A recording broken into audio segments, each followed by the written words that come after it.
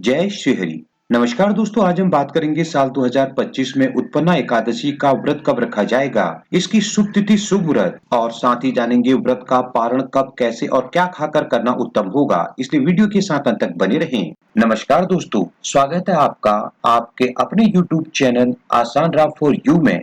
दोस्तों, पंचांग के अनुसार मार्गशीर्ष मास के कृष्ण पक्ष में आने वाली एकादशी उत्पन्ना एकादशी होती है। एकादशी तिथि भगवान विष्णु की सबसे प्रिय तिथि है। इस दिन भगवान विष्णु का पूजन, व्रत, उपवास कर दान करने से कई जन्मों के पाप कर्म नष्ट होकर जीवन में समृद्धि आती है। दोस्तों, शास्त्रों के अनुसार किसी भी व्रत का पारण विधि विधान के अनुसार करना आवश्यक होता है, तभी आपको व्रत का पुण्य प्राप्त होता है। तो आइए जानते हैं साल 2025 में उत्पन्ना एकादशी व्रत की तिथि क्या रहेगी, पूजा का शुभ मुहूर्त और साथ ही जानेंगे व्रत का पारण कब, कैसे और क्या खाकर करना शुभ होगा। दोस्तों, साल 2025 में उत्पन्ना एकादशी का व्रत 15 नवंबर दिन शनिवार को रखा जाएगा।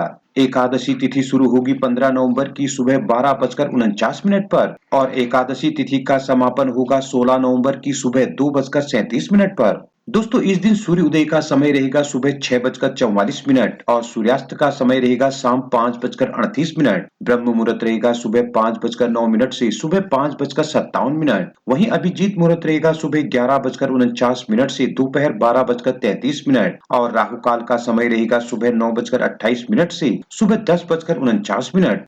अब जान लेते हैं उत्पन्ना एकादशी व्रत खोलने का सही समय क्या रहेगा।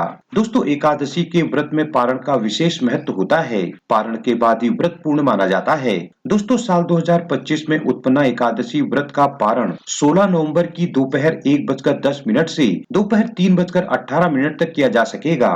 वहीं पारण के दिन हरिवासर समाप्त होने का समय रहेगा सुबह 9:09। अब जान लेते हैं व्रत क्या खाकर खोलना उत्तम होगा।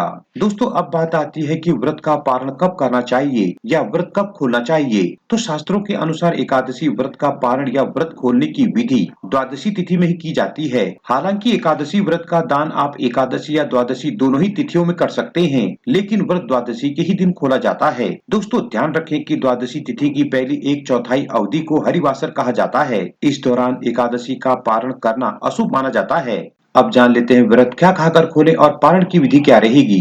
दोस्तों, अब प्रश्न उठता है कि एकादशी व्रत का पारण कैसे करना चाहिए और क्या खाकर करना शुभ होता है। तो देखिए, एकादशी का पारण द्वादशी तिथि को किया जाता है। इस दिन पारण का शुभ मुहूर्त देखकर पारण करें और व्रत के पारण वाले दिन प्रातःकाल उठकर सभी कामों से निवृत्त हो जाएं और गंगा जल मिले जल से स्नान करें। दोस्तों, अब तांबे के लोटे में जल लेकर सूर्य देव को ओम सूर्याय नमः मंत्र का जाप करते हुए अर्घ्य दें।